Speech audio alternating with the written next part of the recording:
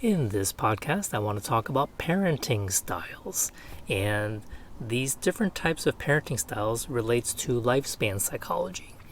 If you're taking a college level lifespan course or an introductory to psychology course in the lifespan or developmental psychology chapter. And the parenting styles research was developed by Diana Baumrind, and this was several decades ago. And she theorized that our parenting behavior fall on different dimensions, okay? Or we can call them factors or variables. For example, how one expresses their warmth, okay? Is this parent warm and affectionate, or are others more cold and critical? How does one disciplines one's child, right?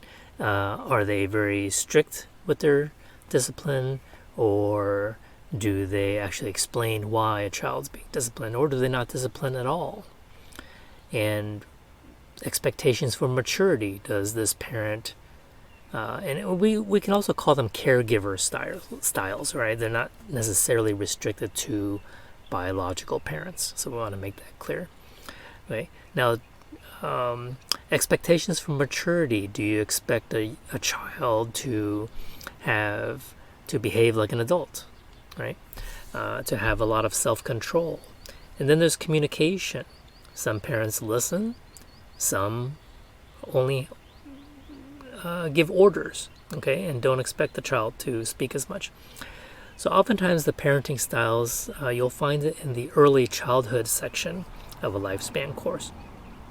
Now there are three major parenting styles, and depending on those dimensions and factors we just talked about, that were created by Baumrind to describe how one parents. So perhaps you can apply this to yourself as a parent or to your own parents, but keep in mind that not all of our parenting behavior falls in neatly into these categories. Okay, the first style of parenting is called authoritarian parenting style. And if you think about what an authoritarian is the parent is the boss. They hand out strict punishment. They don't have a lot of communication and warmth from parent to child. It's pretty much like a parent giving orders, right, and setting all the rules. So they have very high standards for how a child should behave, and if you don't behave, you're swiftly punished. Okay, it's a very strict environment.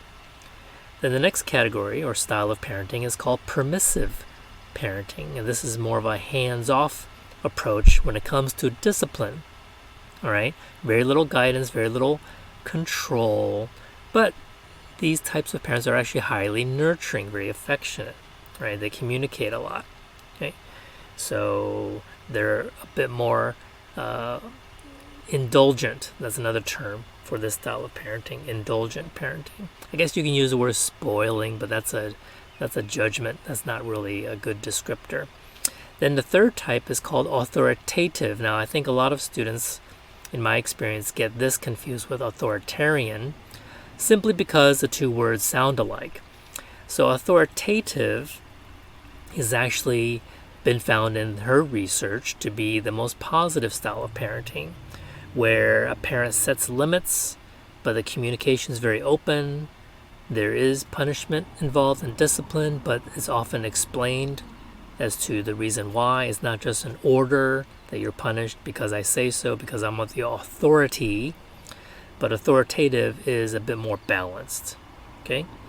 Now, those were the three developed by Baumrind. Then a fourth type of parenting came about later. So this, if you find this in a textbook, this was created by other researchers. Okay? And this is called neglectful or uninvolved parenting. And as you can imagine, this is where a parent has no clue what their kids are doing, not monitoring them, not really guiding them. So it's a step beyond permissive parenting. At least permissive parents are nurturing and affectionate, but neglectful, uninvolved parents are just very detached. Okay, and over the longitudinal studies and observational studies, her research and other researchers have found that there are specific consequences that occur when children are raised in each of these environments. Okay, now the best of the four would be authoritative, but some criticisms of this research we should keep in mind. Okay, so don't just come away learning these parenting styles that these are written in stone and they're 100% truthful and accurate. Okay, what is missing from this research is that, like I said before, and this goes for many psychological theories and behaviors, and even when we talk about mental disorders, is that very few of us fall neatly into these categories. So you're not going to look at a textbook description of an authoritative parent and see exactly all of those features and none of the others in this person.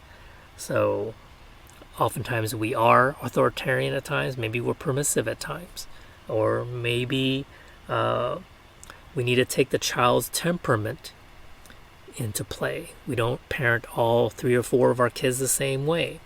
Oftentimes we may use different strategies for each child. So that is not really focused upon in this research. And what about cultural factor? That plays a huge factor. And also if one comes from a poor background versus a well-to-do background. Okay, and that can play a big factor. So that's the socioeconomic status and culture, right? What's considered a cultural norm in one area may not have negative effects on a child than if someone's violating the cultural norms in a different country. Okay, so these are the different styles of parenting. There are 3 developed by Diana Baumrind, and one additional one, neglectfulness and uninvolved parenting, that was created by more recent researchers. So I hope that gives you some insight into different styles of parenting and the kind of research. So just like most research, they're very useful for guidance, but we also have to keep in mind of what is not included or focused upon in the research. So the downsides, disadvantages, criticisms have to be kept in mind. Okay, this is Dr. C. Thanks for listening, and I'll talk to you next time.